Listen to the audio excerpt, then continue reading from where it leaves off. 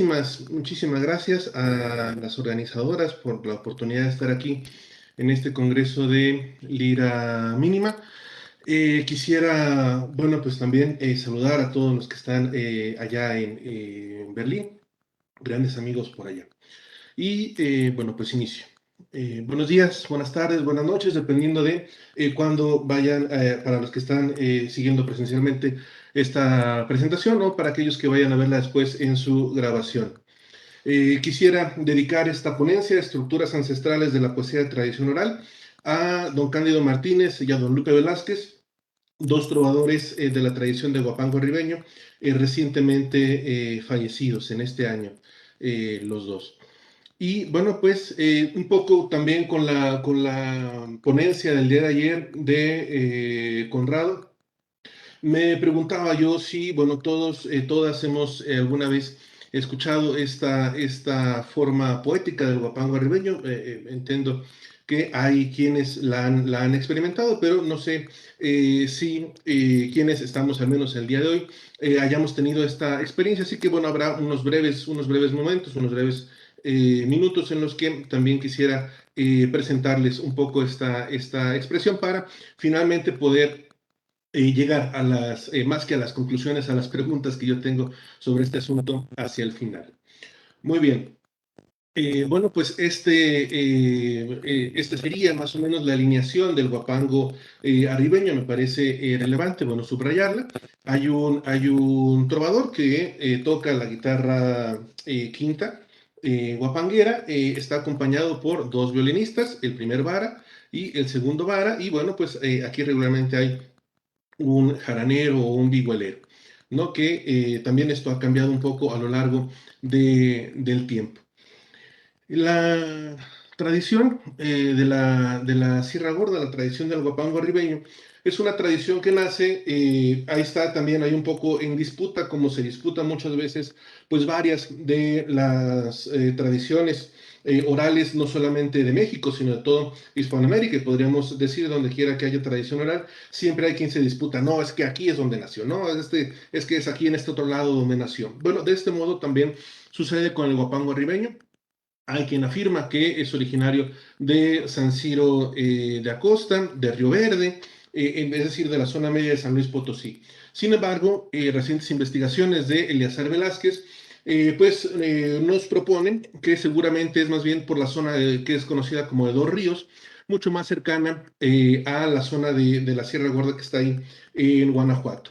Mi propuesta, sin embargo, es intentando, bueno, tal vez armonizar estos dos puntos de vista y sobre todo por la influencia y la repercusión que tiene ahora el guapango ribeño en nuestra actualidad, verla más bien a toda esta zona, no como una zona dividida entre la zona media y la zona de la Sierra Gorda, sino más bien verla como una región cultural per se, es decir, una región cultural que tiende al guapango arribeño, ¿no? Toda esta zona.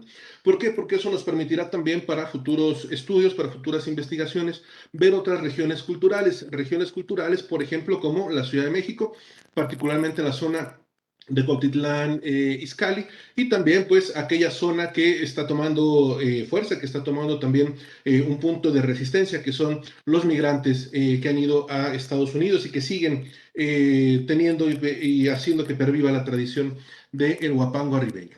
Entonces, bueno, yo propondría primero que esta es una región, ¿no? Que es la de la Sierra Gorda, ¿no? Y hay algunas complejidades para entender a esta región.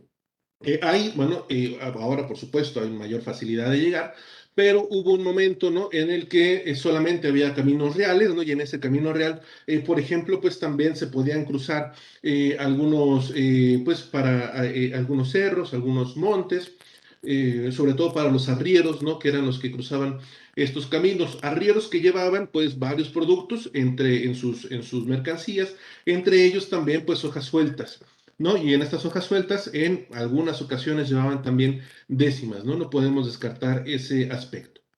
Tendríamos ahí entonces un primer aspecto de la región cultural de la Sierra Gorda. Un segundo aspecto de esta región cultural serían las misiones religiosas, muy importantes, misiones religiosas que se asientan, bueno, pues tanto en la zona de San Luis Potosí como de Guanajuato. Estas misiones religiosas, ¿por qué serían relevantes o importantes? Bueno, porque serían, sobre todo, se ha dado ya, me parece, suficiente prueba de que son de alguna u otra manera las que propician la musicalización de la zona, son las que dan la musicalidad a la sierra, sobre todo el aspecto de los instrumentos de cuerda, ¿no? Tanto la guitarra, no solamente la quinta, sino también la sexta, que, bueno, en el camino desapareció, digamos, de la musicalidad del guapango ribeño, y sobre todo, bueno, pues la de los vareros, ¿no? La de los violines. Aunado a ello, hay que decir también que pues estas misiones religiosas, como también se ha, me parece, probado ya, el teatro religioso fue un aspecto, un vehículo muy importante para la difusión de la décima. Y entonces esta estructura, que es la décima, de origen culto, pues de alguna u otra manera tiene sus formas, tiene su manera de llegar, tiene sus caminos para adentrarse, para arraigarse en esta zona de la tradición popular. Ahora, bueno, hay que entender también que, bueno, la Sierra Gorda queda pues más o menos al centro norte de México. ¿Por qué esto es relevante? Bueno, porque primeramente recibe toda la influencia del obispado de Michoacán. Esta influencia del obispado de Michoacán hace que, bueno, hubo un momento en el que la región, por ejemplo, de Guanajuato, estaba, digamos, supeditada al obispado de Michoacán. Entonces ahí tenemos una gran región, una gran influencia religiosa. Esta zona de Michoacán llevaba también el camino hacia las misiones religiosas de San Luis Potosí, un poco hacia el norte, y bueno, se tiene constancia también de que este camino llegaba hasta lo que se conocía como el seno mexicano, lo que hoy conocemos como Tamaulipas, ¿no? Entonces había un camino que se recorría desde Occidente, desde Michoacán, que iba cruzando la Sierra Gorda, subía y, bueno, en ocasiones terminaba en Tamaulipas, en ocasiones terminaba en Nuevo León, un poco, digamos, ese camino hacia el noreste. Sin embargo, como me parece también lo propone o lo proponía el día de ayer, Conrado, no se puede olvidar la zona del Golfo, ¿no? Y entonces esta zona del Golfo, pues también influencia al guapango arribeño, ¿no? Estos sones huastecos, estos sones jarochos, que también van a llegar para allá. Ya veremos un poco más adelante, bueno, voy a apurarme un poco más para hablar de cómo llegan estos sones o cómo podemos pervivir, cómo podemos, perdón, percibir que estos sones han llegado hasta esta región. Pero bueno, entonces vamos a, más bien mi propuesta aquí es que en la zona hay una serie de aspectos contextuales, aspectos históricos que la hacen compleja. Y esta complejidad, en realidad, en vez de que la zona rechace, ¿no? Toda esta complejidad y diga, no, es una zona aislada, es una zona en la que no vamos a permitir esto, no, todo lo contrario, ¿no? Es una zona que tiende a recibir, vamos a decirlo así, de buena manera, estas distintas influencias y entonces empiezan a confluir, ¿no? Al menos a mi entender, en lo que veremos después en la pieza arribeña. Bueno, muy bien. Vamos a darle un poquito de prisa. Sí, no solamente se utiliza la décima en el guapango arribeño, sino sobre todo la glosa en décimas. Y aquí es donde, bueno, les quiero mostrar precisamente algunos ejemplos de los cantadores de esta tradición. En particular, bueno, uno que también se mencionaba el día de ayer, que es don Agapito Briones, y bueno, pues con estas ventajas, ¿no? Que tenemos ahora también de las grabaciones, poder no solamente escuchar, perdón, poder no solamente conocer su composición, sino también escucharla. Entonces, si me permiten, voy para allá, y aquí me parece, va a ser importante, y esto lo voy a dejar y luego lo voy a explicar, primero que lo podamos vivir y luego lo explico, porque me parece muy importante que podamos escuchar la sonoridad de la pieza. Me parece que la sonoridad es un elemento clave, es un elemento que nos lleva también a entender la complejidad y a entender también como un poco, o bueno, volvemos a ver que está ahí una cierta complejidad que intenta, pues eso, aglutinar varios elementos en uno solo que es la pieza ribeña. Bueno, vamos para allá, vamos a escuchar a don Agapito Briones.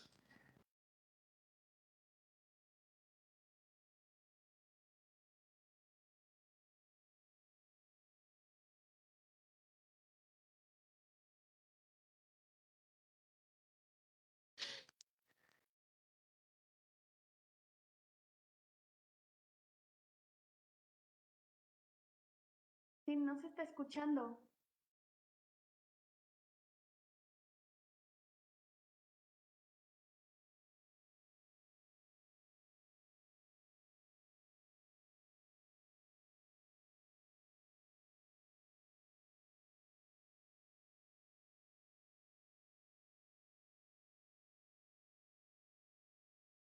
Agustín, no se escucha. Ay, no me digan eso, hombre. No se escucha. Mira, es que hay una opción que es tienes que asegurarte marcar compartir sonido. Sí, sí, según yo la había marcado, déjenme nada más. Bueno, déjenme ver aquí nada más rápidamente si la puedo encontrar. Compartir. A ver, Cuando le das a compartir pantalla, tiene un cuadrito que dice compartir sonido. ¿me confirman si ahora se escucha? Sí, no se escucha el video. Es que No. deja de compartir pantalla, Sí, permítanme. rompe así, luego Sí, vuelve a ponerlo para compartir y te despliega un menú. Seleccionas el PowerPoint que estás poniendo y le pones arriba, ahí aparece un recuadrito que dice compartir audio. Y también seleccionalo, paloméalo para que pueda compartirse. sí, mil disculpas.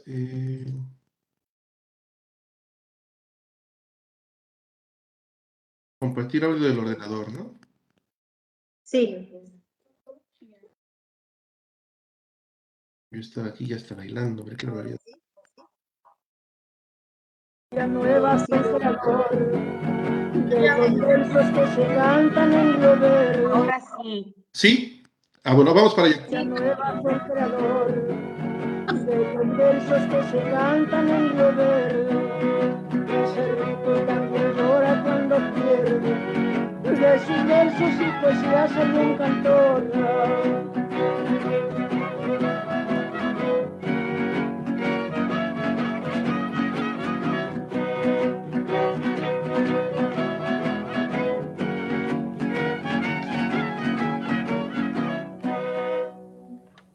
La intención de averiguar fue fascinante, con la idea de que la duda se descombre. Quise hallar la identidad de ese gran hombre, el que fuera de un pensar preponderante.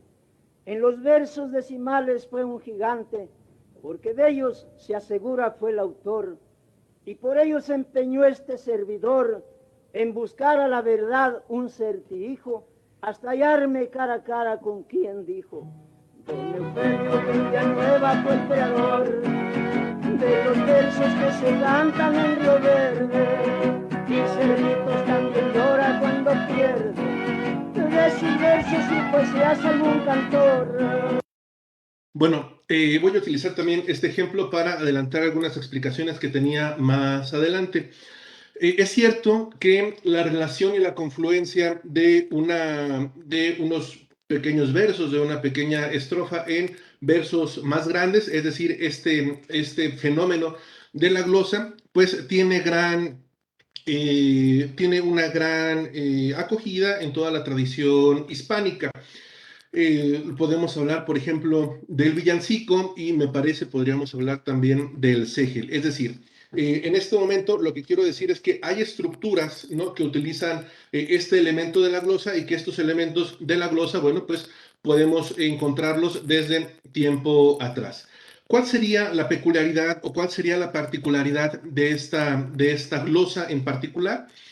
Bueno, precisamente esto que acabamos de escuchar. Por un lado, que no solamente se repite, a pesar de que a esto le llamamos glosa de línea, no solamente se repite la primera línea, que sería, bueno, como está aquí, digamos, completada la décima, que es Don Eugenio Villanueva fue el creador, no, sino que se repiten los 4 versos de lo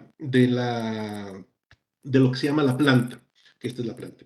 Y entonces, esto me parece importante y relevante que no es ya, digamos, en la performance, ya cuando se presenta frente a un auditorio, no solamente es un verso el que se repite, sino es toda la planta. Aquí hay algo que, bueno, les voy a contar, pero espero no sea una indiscreción. Los trovadores de Huapango Ribeño utilizan unas libretas, ¿no?, para sus composiciones, para ensayar sus composiciones, para aprender las composiciones. Cuando ellos están haciendo esto, lo que hacen es escribir solamente las 9 versos, ¿no? Escriben la planta y luego escriben 9 versos. ¿Por qué esto es importante? Bueno, por dos cosas a mi entender. La primera, la relación entre la escritura y la oralidad, es decir, para ellos está claro que solamente van a cantar 9 versos y luego se va a repetir el 10º. Y además porque esto hace también dos estructuras, a pesar de que sea la misma glosa de línea, esto me parece presenta dos estructuras complejas ya en su presentación. Una en la que no se cantan, es decir, no se canta una décima, sino se canta una estrofa, como en este caso, de 13 versos. Cuando la planta está, digamos, también estructurada, también relacionada sintácticamente, se logra que, digamos, y lo podemos ver en la lectura, no tengamos una estrofa de 10, sino tengamos una estrofa de 13, ¿no? Como en este caso. Y hay otros casos en los que esto no se logra, y entonces la planta parece de alguna u otra manera un tanto ajena, ¿no? A lo que se está glosando, a pesar de que esto puede parecer una contrariedad, pero así sucede, ¿no? Entonces ahí tendríamos una estrofa de 9 más los 4 de la planta, ¿no?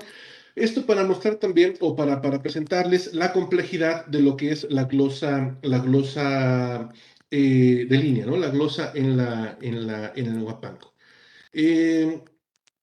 Cárdenas, voy a hablar también de su ranchería. Por allí pasa la vía, solo quiero recordar.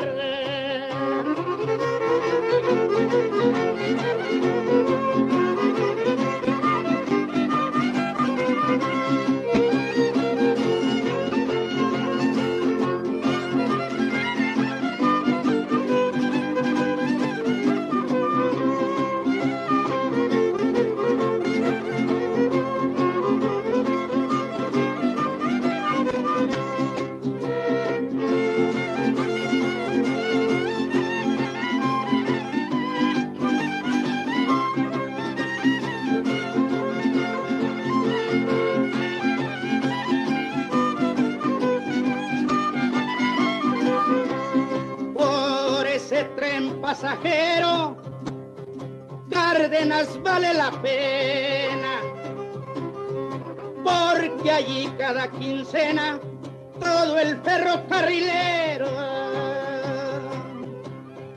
recibe su buen dinero. Bueno, me disculpo enormemente con don Adrián Turrubiartes por cortar esta segunda parte. Vean ustedes, ojalá sonoramente esté quedando un poco más claro de lo que yo lo pueda explicar, que lo primero que escuchamos de don Agapito Briones es distinto de lo que estamos escuchando aquí de don Adrián Turrubiartes. ¿Por qué es distinto? Porque estamos ante dos partes de la pieza ribeña, ¿no? La primera parte se conoce como poesía, esta segunda parte se conoce como decimal. Creo que pudimos escuchar aquí que el puente musical era un poco más largo. ¿Por qué? Porque esta décima va a ir improvisada, ¿no? Y entonces, si se recuerdan, en la primera, cuando está recitando la décima, precisamente la recita. Aquí dice Fernando Nava que se salmodia, es decir, bueno, se usa este estilo, ¿no? Digamos un poco entre el recitado y el cantado, hay una cosa a la mitad, y además en los versos 4, 5 y 6, regularmente se hace eso que hizo don Adrián, ¿no? Que es ir alargando los finales como para remarcar las palabras. Me parece, bueno, o al menos era parte de mi propuesta porque ya me está ganando el tiempo, que si los escuchamos de manera aislada, podemos incluso pensar que son piezas distintas, que son piezas diferentes. Y a ver si me da un poquito de tiempo de mostrarles este otro ejemplo. Permítanme, voy para allá.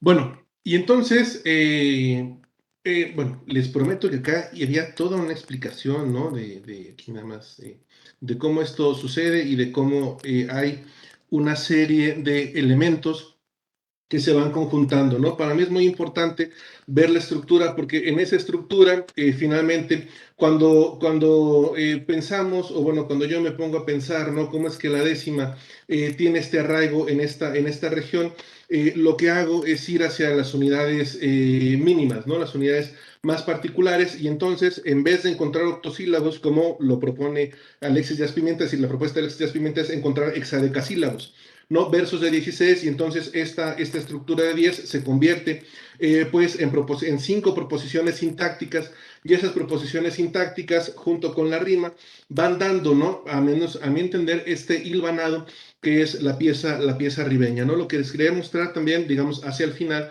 es esta que es la pieza ribeña, donde hay una glosa de línea, donde hay una glosa de cuarteta, y como lo pudimos escuchar en el último ejemplo, hay un son, o a veces puede haber un jarabe. En el ejemplo que les tenía, pues estaban los dos, el son y el jarabe. Me disculpo por no poderlos presentar los dos, pero ¿cuáles son las cosas que quiero proponer como preguntas? Bueno, que esta, y musicalmente, que era también una de las cosas que me preocupaba, ¿no? Que pudiéramos escuchar, digamos, ya en la performance, cómo se da esto, pues que hay dos piezas en realidad, ¿no? Que esta glosa de línea y esta glosa de cuarteta no necesariamente se tienen que relacionar temáticamente, incluso musicalmente pueden llegar a no relacionarse, y que incluso estas dos formas rompe, ¿no? Una tercera forma, que es esta, que es la del son, donde hay más baile, donde está, digamos, hay un mayor, el ritmo se acelera, ¿no? Para que pueda propiciar el baile.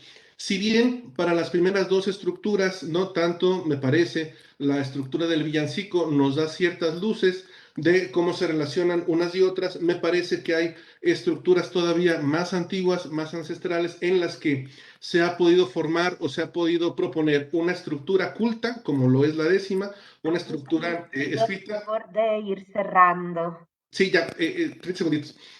Una estructura culta que se remata con una pieza tradicional. Sin embargo, en este aspecto de la pieza ribeña, tenemos toda esta parte que bien podríamos llamar la parte culta, y rematada por este son tradicional, ¿no? Que a mi entender, aunque, bueno, no he podido mostrarles los ejemplos que quería detalladamente, a mi entender eso nos llevaría incluso a pensar que hay aspectos de la performance, hay aspectos de la presentación que nos remiten a, ya digo, a estructuras tan antiguas, y esto ya no va a sonar tan lógico tal vez, como incluso las jarchas y las moaxacas, ¿no? Esa relación tan antigua que, a mi entender, como estructura, al menos en la performance, se mantiene. Muchísimas gracias.